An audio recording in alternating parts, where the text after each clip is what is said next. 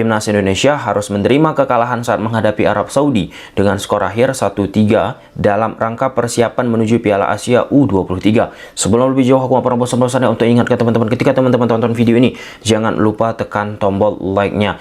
Coach Sintayong mengatakan selesai pertandingan belum puas melihat apa yang terjadi di atas lapangan secara utuh. Coach Shin bilang, pastinya belum puas, tetapi dengan pergantian pemain, hampir semua dimainkan di babak pertama dan kedua untuk cek kondisi para pemain serta secara isi pertandingan tidak terlalu jelek. Ada 2 poin disampaikan oleh Coach Sintayong. Pertandingan melawan Arab Saudi untuk melihat kondisi pemain, dan yang kedua Coach Shin menggarisbawahi apa yang terjadi di pertandingan tersebut tidak terlalu jelek. Lalu ditambahkan oleh Coach Shin, memang ada masalah di lini belakang karena ada beberapa pemain yang tidak bisa bergabung. Kita sudah mengetahui siapa-siapa saja yang tidak bisa bergabung atau nantinya baru bisa menyusul. Jadi itu yang sedang dipikirkan, bagaimana antisipasi lini belakang. Untuk uji coba berikutnya lawan Uni Emirat Arab akan dimainkan untuk pemain inti dulu untuk mengantisipasi permainan lawan Qatar nanti tanggal 15 April. Pastinya tim inti akan dimainkan lebih banyak. Selain tim inti akan ada kesempatan lagi bagi pemain lain. Nah, di poin itu Coach Shin memokuskan terhadap lini belakang yang dimiliki oleh Timnas Indonesia. Ini bukan pertama kali Coach Sintayong dikala Timnas Indonesia, baik itu senior ataupun kelompok usia, kerap menyoroti lini defensif. Hal itu pun semakin menekankan yang sudah kita ulas beberapa kali dan dikonfirmasi langsung oleh Bang Zeze bahwa salah satu yang dimiliki oleh Coach Sintayong dari sisi filosofi permainan sepak bola, bagaimana untuk bisa memperkuat lini pertahanan dulu. Ketika sudah kuat lini pertahanan, ada momentum untuk melakukan attacking, disitulah baru disasar oleh Coach Sintayong. Dipertegas lagi teman-teman, saat kita bicara di level seperti Piala Asia U23 yang akan dihadapi oleh Timnas Indonesia pun tentu negara-negara yang terus berkembang sepak bolanya, maka yang harus diperhatikan bagaimana organisasi defensif dari Timnas Indonesia. Apalagi beberapa pemain yang dipanggil oleh Coach Sintayong tentu secara sinergitas harus bisa secepat mungkin padu dengan pemain-pemain lainnya yang sudah rutin dipanggil oleh Coach Sintayong. Kemudian poin kedua dari pernyataan tambahan disampaikan oleh Coach Sintayong menghadapi Uni Emirat Arab di laga uji coba selanjutnya, teman-teman, Coach Sintayong akan memainkan pemain inti. Nah, mengantisipasi tentunya ini pun menghadapi Qatar nanti. Penting bagi Coach Sintayong ataupun kita bicara di dunia sepak bola, teman-teman, sebuah tim melakukan laga uji coba, dan laga uji coba ini pun sebagai langkah untuk bisa memanaskan skuad tersebut yang tadinya posisinya seperti ini. Misal kalau kita bicara grafik, kalau ada laga uji coba seperti ini, dia meningkat. Itu diharapkan semua pelatih, teman-teman. Nah, Argentina contohnya di Piala Dunia 2022 Qatar kemarin, hal seperti itu juga didapat oleh Argentina. Pertama tersiok-siok, kemudian grafiknya terus meningkat. Jadi momentum juga perlu dijaga, teman-teman. Nah, ini kita tahu laga uji coba, namun kalau kita lihat di lini masa, ini luar biasa banget sih. Hampir bukan hanya kita bicara Timnas Indonesia dilatih oleh Coach Sintayong, dilatih Coach Indra pun demikian, aku baca. Dilatih oleh Coach Luis Mia pun demikian, aku baca. Apa itu? Ekspektasi banyak pihak ataupun sebagian pihak, aku katakan, coba aja buka media sosial official Timnas Indonesia ataupun PSSI. Pertama, banyak orang yang mengharapkan Timnas Indonesia terus bisa di laga uji coba pertama main cantik dan menang. Ini kan soal yang penting bagi sepak bola Indonesia kita ataupun permainan Timnas Indonesia kita. Kenapa aku katakan demikian, teman-teman?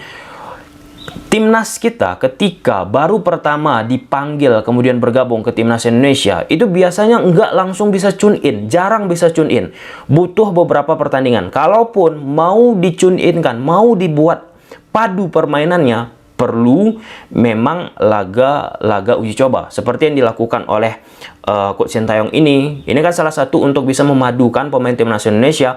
Kemudian sebelum Piala Asia Senior kemarin bergulir, itu ada beberapa rangkaian uji coba, itu diakui oleh Coach Sintayong sebagai sebagai cara untuk bisa memadukan pemain-pemain timnas Indonesia di atas lapangan. Sama case-nya teman-teman seperti timnas Indonesia di kualifikasi Piala Dunia beberapa waktu yang lalu, leg pertama menghadapi Vietnam, ataupun pertemuan pertama melawan Vietnam, teman-teman. Di situ Coach Sintayong katakan kenapa pemain timnas Indonesia tidak berkembang di atas lapangan, tidak padu, karena belum mendapatkan menit bermain, persiapannya pun sedikit minimalis banget. Nah, kemudian di pertemuan kedua melawan Vietnam, teman-teman, di situ sudah tune in pemain timnas Indonesia karena sudah merasakan atmosfer pertandingan di pertemuan pertama melawan Vietnam.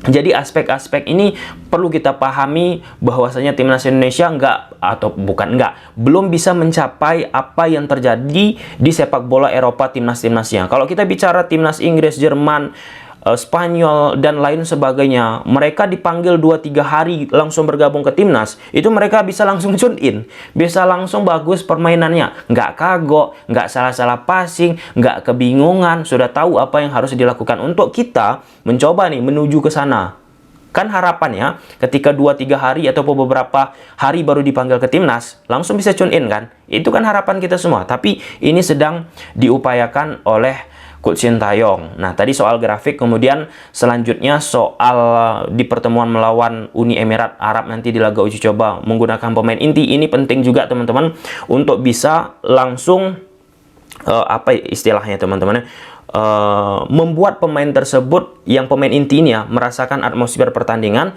sehingga melawan Qatar nanti di tanggal 15 langsung bisa merasakan bagaimana atmosfer pertandingan yang sudah dijalani. Nah, untuk tidak memiliki rasa under pressure, memiliki rasa panik di atas lapangan, teman-teman. Oke, ya itulah dia beberapa poin yang disampaikan oleh Coach Sintayong yang bisa kita ulas.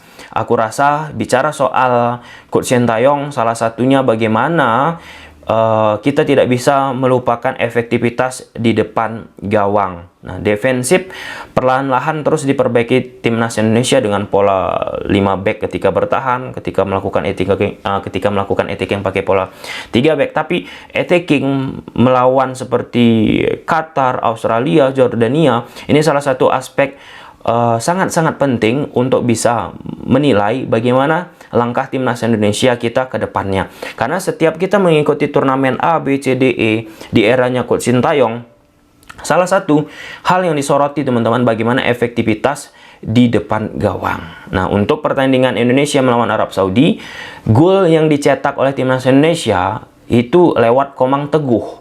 Nah, Komang Teguh ini pemain Borneo FC. Posisinya bukan striker, posisinya pemain belakang. Nah, perlu juga digarisbawahi, aku harus menekankan, memang di era sepak bola modern sekarang, nggak harus striker melulu yang menciptakan gol.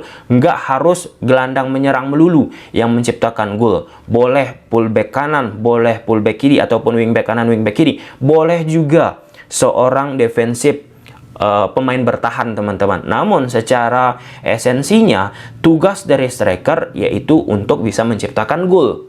Itu nggak bisa kita sampingkan. Jadi efektivitas untuk timnas Indonesia menghadapi Piala Asia U23 ini sangat-sangat penting.